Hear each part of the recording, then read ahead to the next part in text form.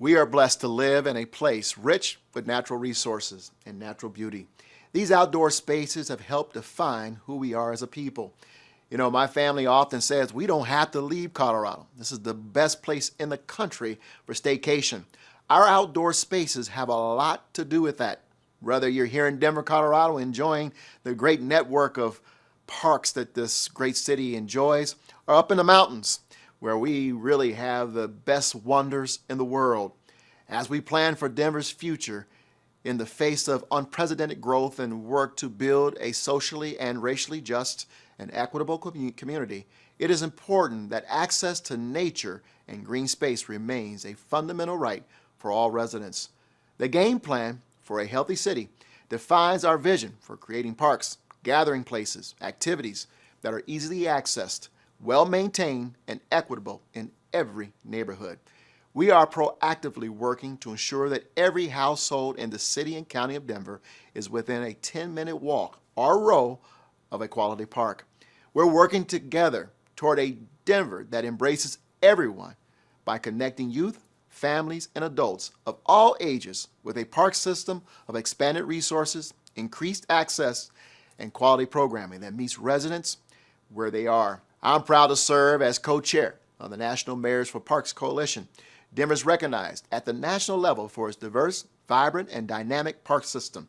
We haven't done this work alone. Partners like Volunteers for Outdoor Colorado are working alongside the city to build a culture of stewardship, engaging communities to take care of their parks and neighborhoods, today and for future generations. We couldn't do it without you, VOC. I'm excited to acknowledge tonight's outstanding panelists who are keenly aware of these issues and are leading spokespersons in how we can collectively begin to respond and take action. Taishya Adams, Colorado Parks and Wildlife Commissioner and Colorado Leader and Policy Director for Outdoor Afro. Parker McMullen-Bushman, Colorado State University Extension Director for the City and County of Denver and co-founder of Inclusive Journeys. And of course, Scott Gilmore, Deputy Manager of Parks and Recreation, Parks Director for the City and County of Denver. Scott has been someone that I have known for many, many years. I appointed him as my advisor to the Public Advisory Board for the City and County of Denver when I was on City Council. And today, he has been, for the last 9 years, a tremendous steward of our park system in the City and County of Denver. Ladies and gentlemen, enjoy this great panel.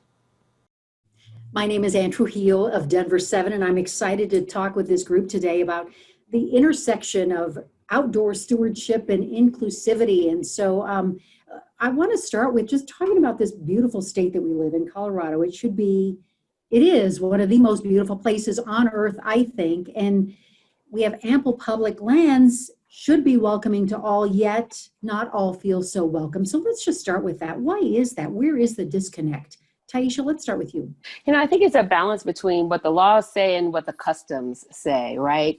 And so the law will say everyone has access to this park or this wildlife area, when, you know, the custom, the experience can vary from place to place. I think the big takeaway is that it's not constant. It's not, you know, it really does. You have to be on guard. You don't really know what could potentially happen. Again, I did notice that those comments and those looks and those negative experiences tend to happen when there's more Black people, when I'm with more Black people versus when I'm by myself.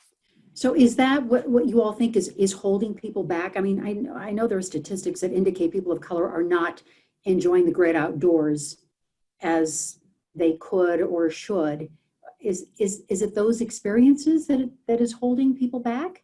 I think people of color are getting into the outdoors, but it's where are they going? Outdoor activities might look a little bit different, right? And so if you are outside, like Taishya said, rock climbing or hiking, there's excitement or acknowledgement around that. But if people are out, people go out to have picnics, people go out to play outside or take walks in their neighborhood, people hold community meetings outside. And we don't always hold those outdoor uses in the same esteem or light as some of the other uses. And so I think it's also about widening that narrative of what is an outdoor activity. I'm a light-skinned person of color. I'm Black and Japanese. And so I have a privilege that darker skinned individuals don't always have. I remember taking a group of kids we were headed to Southwest Colorado, and we stopped at a Pizza Hut, and the Pizza Hut actually told us they were out of dough when we walked in with 25 kids of color. And I've never heard of a Pizza Hut running out of dough. But this is a learning experience for those kids that they then learn that they weren't always welcome. We've been at national parks and being followed around by rangers where the little white kids were just playing and doing the exact same thing, but the kids of color were being followed by rangers. And I think we talk a lot in general that there is systemic racism in a whole lot of systems.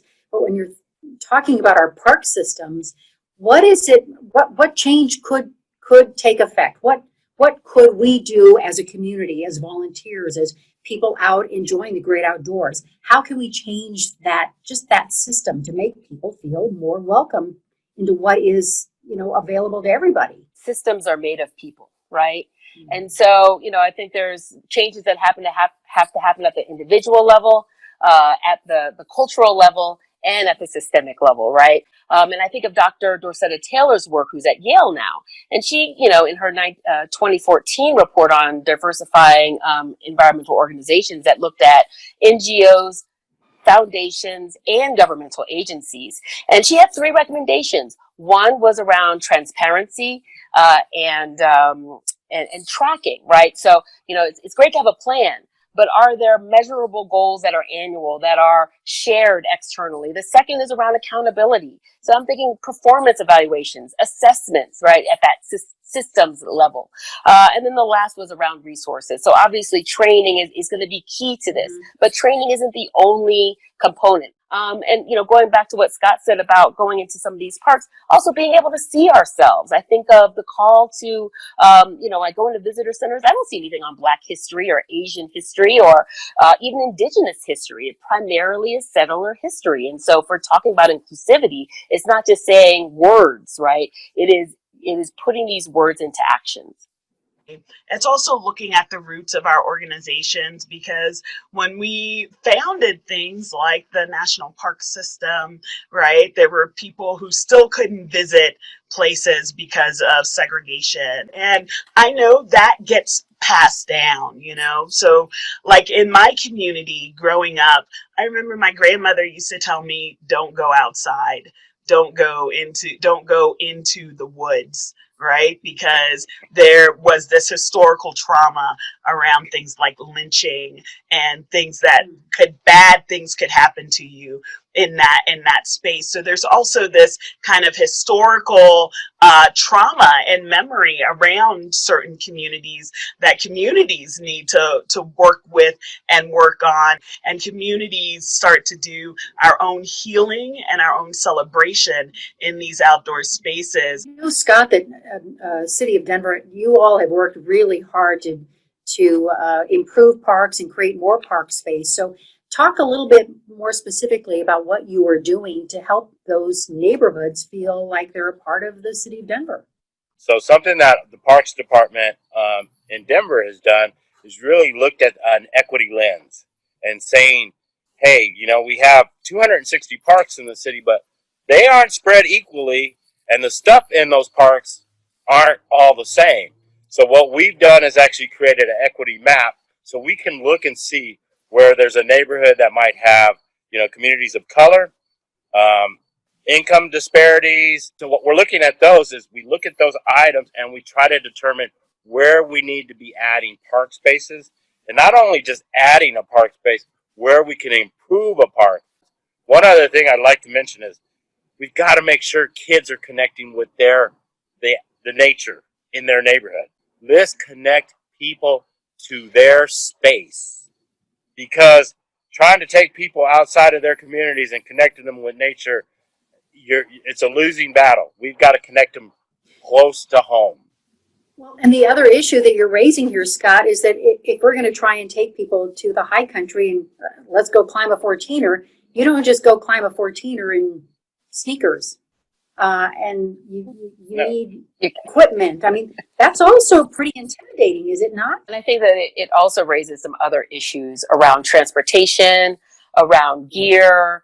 And so when we talk about accessibility, it's not just one component. There are several layers depending on what you're trying to do. And I also just wanted to make a point around the importance of partnerships. Denver Parks and Rec does an amazing job partnering with schools and hospitals and community centers, really trying to find ways to leverage existing resources that have, that others have to come together. And I think of Parker and her work with the Summit for Action, where she brings together, environmental organizations, agencies in the Denver metro area annually, where we can come together and really work to dismantle some of these inequities, as well as reimagine what space and nature and the outdoors can mean and look like together. What struck me with what both Taishya and Scott said is, that really understanding what communities need in how they access the outdoors. Like, I've seen organizations come in and say to communities, like, we want to do a program, we want to partner with you. What is it that you need? And the community responds, we would like to fix our nearby nature. We want to, can we make a garden that our community can access? Can we tear up this concrete basketball court to make an actual park with trees and things? And people hear, like, the community gives that feedback, and what people hear are trips to the mountains, right? Because they are kind of stuck in the way that they relate to nature, and they feel like that is the only way, to really get people involved. But like what was said before, that connection to your nearby nature is so important. So we're speaking here before an audience of volunteers for Outdoor Colorado. So what would you say to them right now about what they can be doing to just make this a better place for everybody, a more welcoming place for everybody? Who does your board comprise of? Do you have people of color on your board, first of all? And not just on your board to say, hey, we have a black person on the board, or we have a Hispanic person on the board. No, it's not about just adding a person of color to your board. It's about being inclusive and hearing what a person comes to the board brings. Their historical aspects of their engagement with the outdoors. Look at your own friend group. If you don't see the diversity that you want to see in the programs in the outdoors, that's where you need to start, right? That's a really powerful way to start. And I did this work myself coming to Colorado. I realized, most of my friends are black or white. So I joined Latino Outdoors, and I joined Native Women's Wilderness, and I joined Queer Nature. And you show up, and you keep showing up before I ask for anything. Parker, I know you work with organizations to help them become more culturally competent. How do you do that? What when you look at organizations out there, what is it that they need most, and how can that be applied to organizations that work with nature? First comes the understanding, right? And that's where a lot of organizations start at. That trying to get an understanding of why this is so vital, why this is so important. And we see that our demographics across the nation are shifting so greatly. But when we look at the environmental movement, when we look at the conservation movement, it is still very much the same, right? It's still very much a monolith. This is a survival thing for organizations. If you do not change right now, your organization will die. So I think this is something that people need to understand, that, they want to hold on to how it was, but the country is changing as we're watching. And I think people need to understand their survival, their organization's survival depends on them changing with it.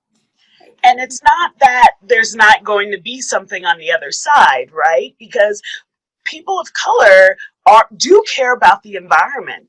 People of color do care about the outdoors, right? And so you see a lot of groups that are coming up and that are forming their own thing because they are not finding a space within traditionally white-led organizations.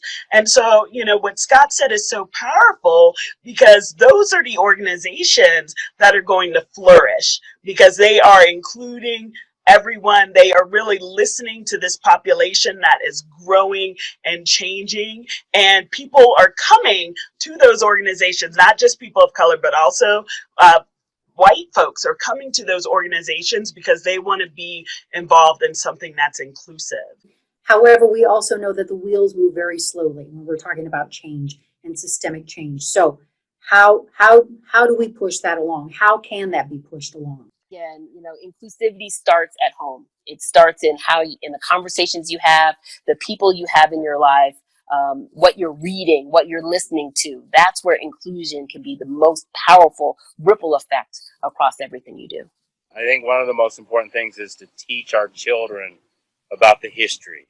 Our first national park rangers were black men that took care of our first national parks, the Buffalo Soldiers. People don't know history. Right. And to not know that and connect our kids to that and understand that it's okay for you to want to be a park ranger. I would just like for you to ponder for a moment. Is there some message you want to get across that we have not spoken of yet? Because what is happening is people will, you know, they're diversifying the pipeline. That's great. But when they get into these organizations and agencies, oftentimes they're the only one, right? I'm the only Black person on the Commission for Colorado Parks and Wildlife right now. And it's a very lonely experience. And so having the opportunity to think about succession planning when you're talking about diversity and making sure that the climate, when they arrive, that workplace climate is a healthy one, where they feel valued and seen and heard, is absolutely essential. When you hear someone say that they are feeling oppressed and like that's what all they can focus on, we are actually taking the support that we need away from environmental issues when we don't address those, when we don't think about those. And when you work on social justice issues, you're actually also helping to save the environment. Probably taught 250,000 kids easily how to fish in a 20-year career. And people have said, well, how many of those kids actually maybe bought a license or something? And I'm like, I don't know. But guess what? If I didn't take that child fishing, somebody may never taken that kid fishing either. They'll look back on that when they're an adult and say, you know what? I remember going fishing. Maybe I should take my kid fishing. You know, if you don't give people experiences, how can they provide those to their kids? Mentor somebody. Show them it's okay to be outdoors. Just make it happen. Don't sit there and say, what can I do? Do it. Thank you. Scott Gilmore, Taishya Adams, Parker McMullen-Bushman, you all have been terrific and have given us great things to think about and easy, tangible things that can affect change in this world. So thank you all very much. Appreciate it.